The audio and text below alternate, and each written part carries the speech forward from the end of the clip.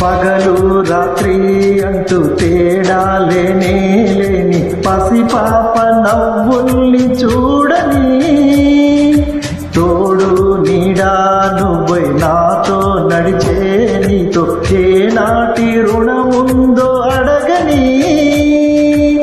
చేదు చేదు కలలన్నీ కరిగితేనే వరదవని కానుకైన స్నేహాన్ని గుండెలోన దాచుకుని ప్రతి జన్మకి నేస్తమే కావాలని కోరుకుంటానమ్మ దేవుళ్ళని. కొమ్మ కొమ్మ విన్నావమ్మ కోయిల వస్తుంది, విన్నానమ్మ తీయని వేణు రమ్మని పిలుపులని.